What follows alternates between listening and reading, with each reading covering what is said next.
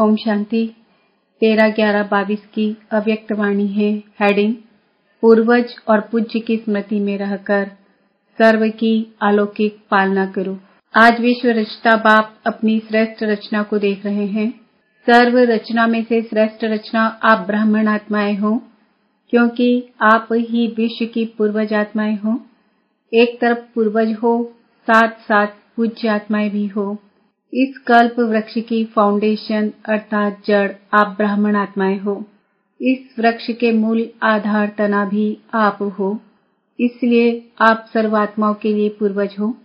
सृष्टि चक्र के अंदर जो विशेष धर्म पिता कहलाए जाते हैं, उन धर्म पिताओं को भी आप पूर्वज आत्माओं द्वारा ही पाप का संदेश प्राप्त होता है, जिस आधार से ही समय प्रमाण वो धर्म पिताएं अपने धर्म की आत्माओं प्रति संदेश देने के निमित्त बनते हैं। जैसे ब्रह्मा बाप ग्रेट ग्रेट ग्रैंडफादर है, तो ब्रह्मा के साथ आप ब्राह्मण आत्माएं भी साथ ही हो, इसलिए आप पूर्वज आत्माएं गाई हुई हो। पूर्वज आत्माओं का डायरेक्ट चाहे इनडायरेक्ट सर्व आत्माओं से कनेक्शन है। जैसे वृक्ष की सर्व टालियों का संबंध जड़ से व तना से जरूर होता है। चाहे किसी भी धर्म की छोटी व बड़ी टालियां हों, लेकिन संबंध स्वतः ही होता है। तो पूर्वज हुए ना। आधा कल्प राज्याधिकारी बनने के बाद फिर पूज्य आत्माएं बनते हो। पूज्य बनने में भी आप आत्माओं जैसी पूजा और किसी भी धर्म के आत्माओं की नहीं होती। जैसे आप पूज्य आत्माओं की विधि पूर्वक पूजा होती है, ऐसे कोई धर्म पिता की भी पूजा नहीं होती। बाप के कार्य में जो आप ब्राह्मण साथी बनते हो, उन्हों की भी देवता व देवी के रूप में विधि पूर्वक पूजा होती है। और कोई भी धर्म पिता के साथ ही धर्म की पालना करने वाली आत्माओं की विधि पूर्वक पूजा नहीं होती। गायन होता है, मूर्ति बनाते हैं, लेकिन आप जैसे पूज्य नहीं बनते। आपका गायन भी होता है तो पूजा भी होती है।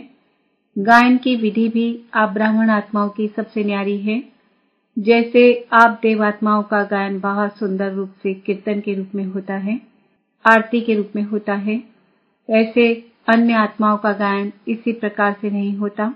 ऐसे क्यों होता? क्योंकि आप श्रेष्ठ रचना पूर्वज और पूज्य हो। आदि आत्माएं आप ब्राह्मण आत्माएं हो, क्योंकि आदि देव ब्रह्मा के सहयोगी श्रेष्ठ कार्य के निमित्त बने हो। अनादि रूप में भी परमात्मा के अति समीप रहने वाले हो। आत्माओं का जो चित्र दिखाते हो, उसमें सबसे समीप आत्माएं कौन सी दिखाते हो?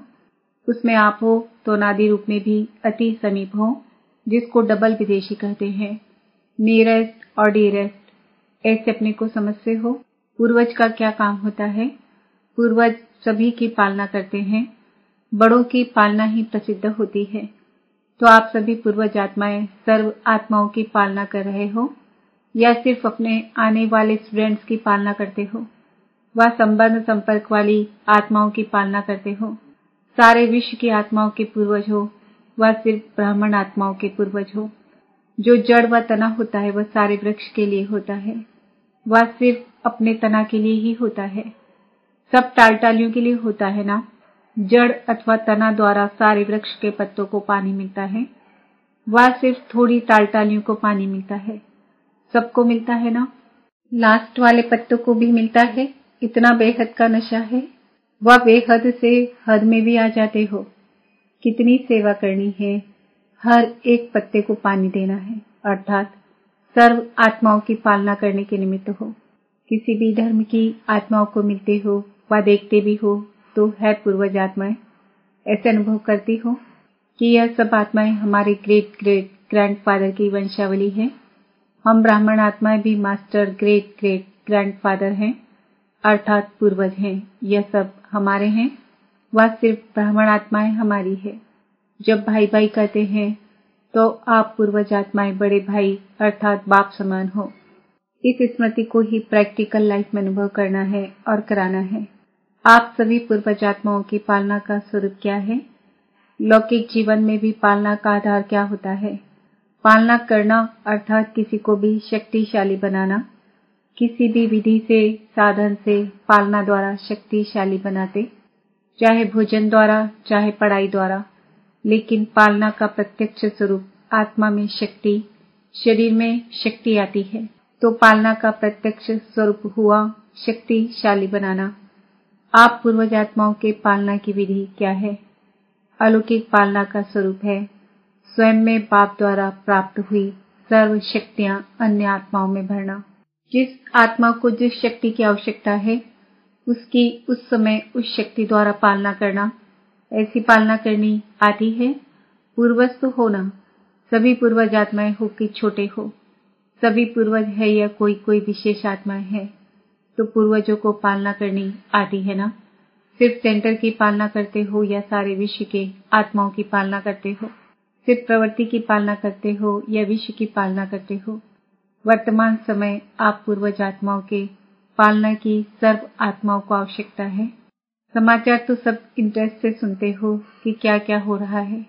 अयोध्या की घटना के बाद कई स्थानों से हिंसा के समाचार मिल रहे हैं, लेकिन पूर्वज आत्माओं ने समाचार सुनने के बाद सर्व की पालना की।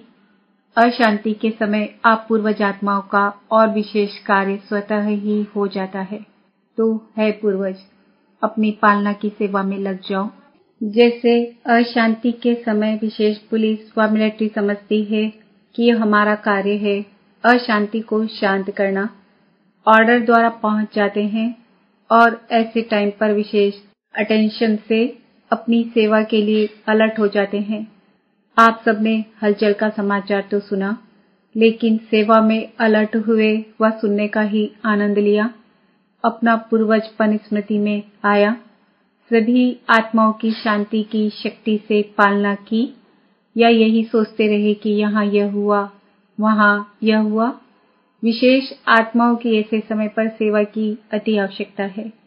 अपनी वृत्ति द्वारा मनसा शक्ति द्वारा विशेष सेवा की, वह जैसे विधि पूर्वक याद में रहते हो सेवा करते हो उसी रीति ही किया। आप रूहानी सोशल वर्कर भी हो तो रूहानी सोशल वर्कर ने अपनी विशेष एक्स्ट्रा सोशल सेवा की। इतनी अपनी जिम्मेवारी समझी, या प्रोग्राम मिलेगा तो करेंगे। ऐसे समय पर सेकंड में अपनी सेवा पर अलर्ट हो जाना चाहिए। यही आप पूर्वज आत्माओं की जिम्मेवारी है। अभी भी विश्व में हलचल है और यह हलचल तो समय प्रति समय बढ़नी ही है। आप आत्माओं का फर्ज है ऐसे समय पर आत्माओं में विशेष शांति की, सहन शक्ति की हिम्मत भरना, लाइट हाउस बन सर्व को शांति की लाइट देना। समझा क्या करना है? अभी अपनी जिम्मेवारी व फर्ज अदाई को और तीव्र गति से पालन करो, जिससे आत्माओं को रूहानी शक्ति की राहत मिले। जलते हुए दुख की अग्नि में शीतल जल भरने का अनुभव करें। यह फर्ज अदाई कर सकते हो, दूर से भी कर सकते या जब सामने आएंगे तब करेंगे। कर तो रहे हो, लेकिन अभी और जैसे हलचल तेज होती जाती है तो आपकी सेवा भी और तेज हो। समझा पूर्वजों की पालना क्या है? ऐसे नहीं कि पूर्वज हैं लेकिन पालना नहीं कर सकते। पूर्वज का काम ही है पालना द्वारा शक्ति देना।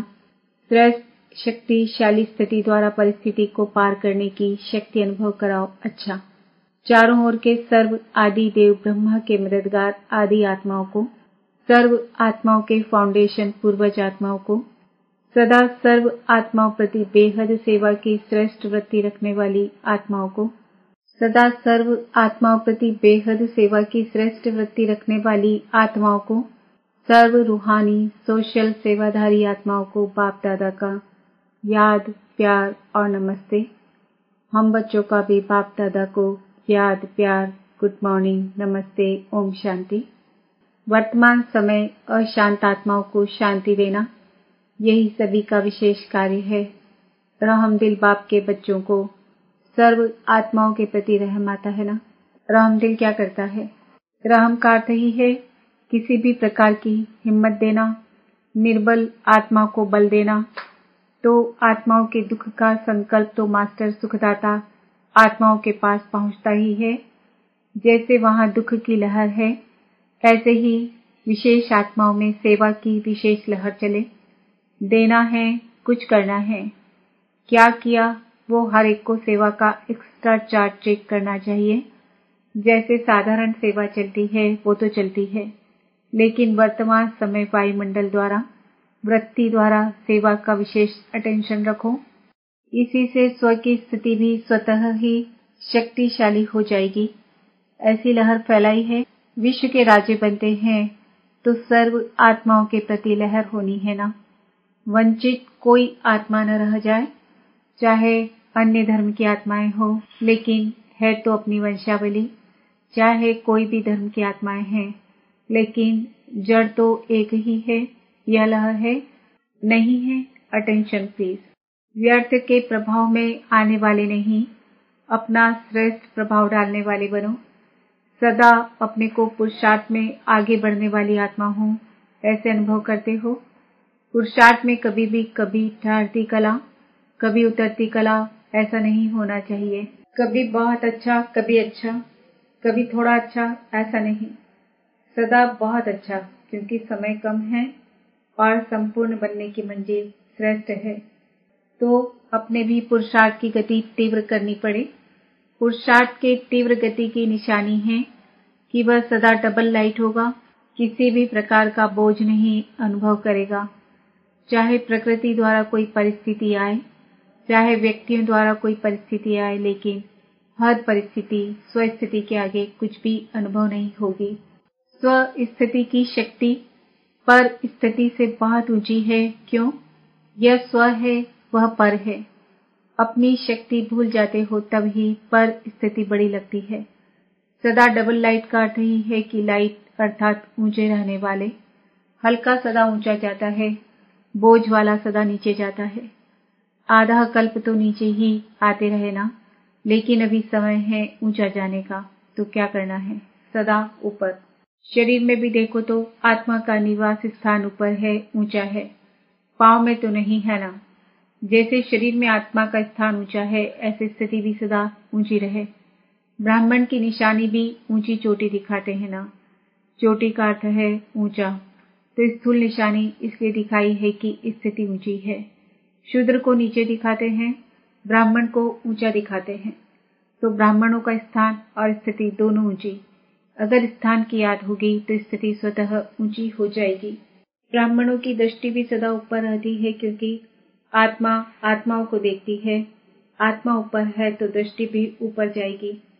कभी भी किससे मिलते हो या बात करते हो तो आत्मा को देखकर बात करते हो, आत्मा से बात करते हो।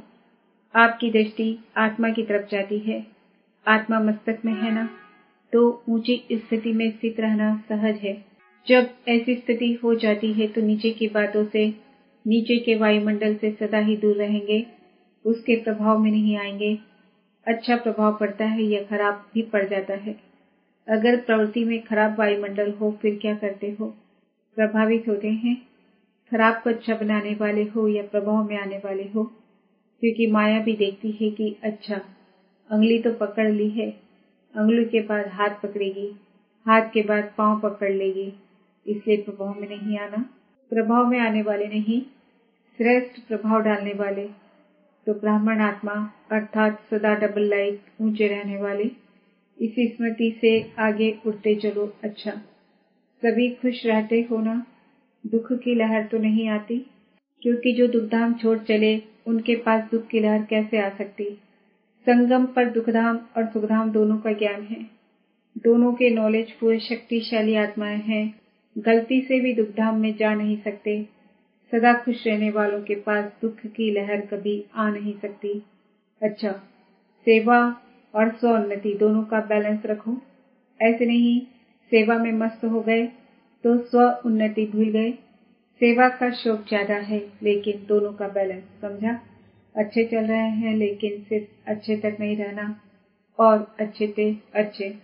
वरदान, अपनी जीवन को हीरे समान वैल्यूबल बनाने वाले, स्मृति और विस्मृति के चक्कर से मुक्त भव। यह संगम युग स्मृति का युग है और कलयुग विस्मृति का युग है। अगर अपने श्रेष्ठ पाठ, श्रेष्ठ भाग्य की सदा स्मृति है तो हीरे समान वैल्यूबल हो, और अगर विस्मृति है तो पत्थर है। यह स्मृति और विस्मृति का खेल है। संगम युग के रहवासी कभी कलयुग में चक्कर लगाने जा नहीं सकते। अगर थोड़ा भी बुद्धि गई तो चक्कर में फंस जाएंगे, क्योंकि कलयुग में बहुत रौनक है, लेकिन वह रौनक धोखा देने वाली है।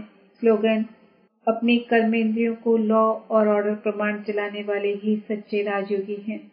आज का जमाने में आत्मा हीरे समान वैल्यूबल हूँ। ओम शांति।